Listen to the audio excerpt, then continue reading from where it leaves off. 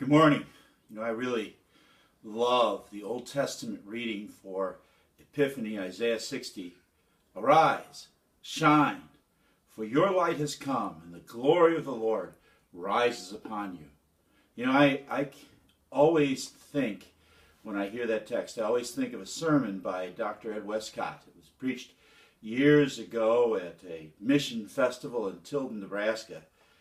And all these years later, two things stand out that he shared in that sermon. One, that we're all missionaries.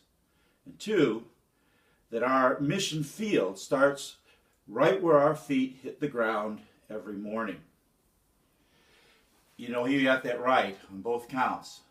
We are all missionaries with a wonderful message to tell of how God so loved the world that he gave his one and only Son. Of how Jesus bore our sins on the cross, of how he conquered death by his resurrection, of how the glory of the Lord has shone into our lives to change our lives. Yes, we have a wonderful message to share with people. And he also got it right that our mission field starts right where our feet hit the ground every morning. That's good news that our mission fields aren't in some far-off land. Now, I know. I'm in Germany, which to many of you is a far-off land, but not for us. This is where, right now, our feet hit the ground.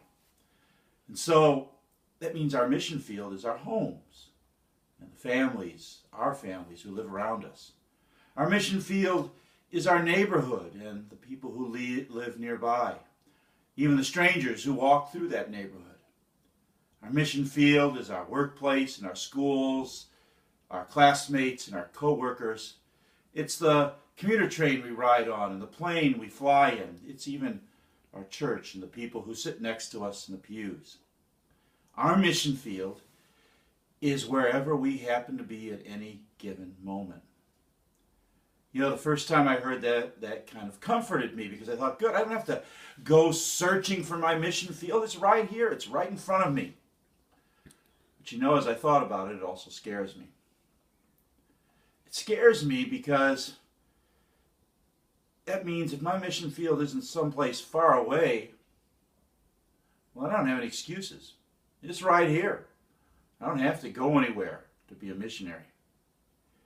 It scares me because if my mission field is right here, then that means my primary mission is to my family and friends. And you know what? They know me. I can't fake them out. I can't hide things from them. I can't pretend to be something I'm not. They'll see right through it. If I start playing the hypocrite, they'll know. I have to be genuine in my witness. And it scares me because, sometimes I just don't know what I'm supposed to do or how I'm supposed to be a missionary in this place.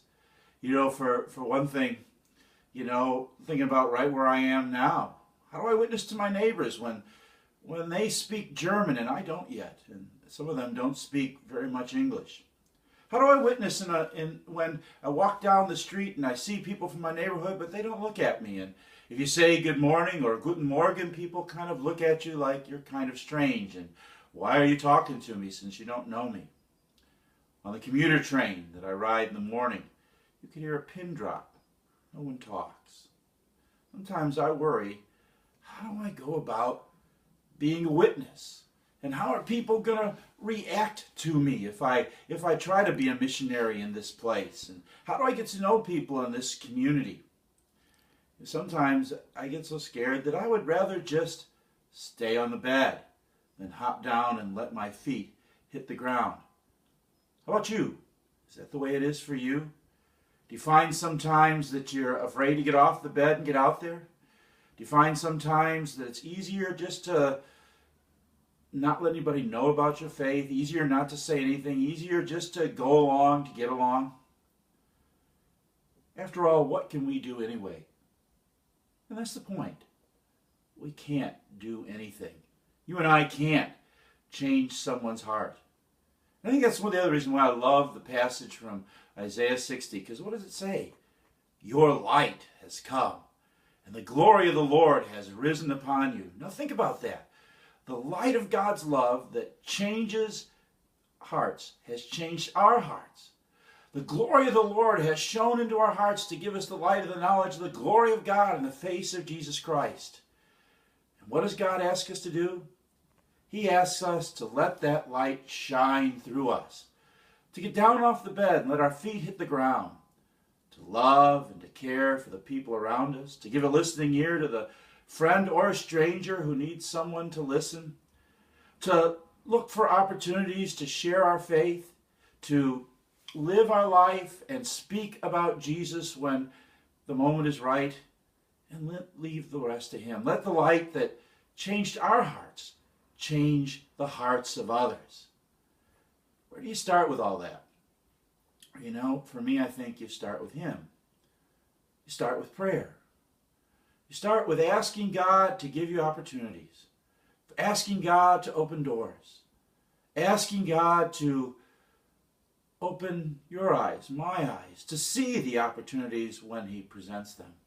And then you get down. You let your feet hit the ground. And you go. Because what does the text say? Arise. Shine.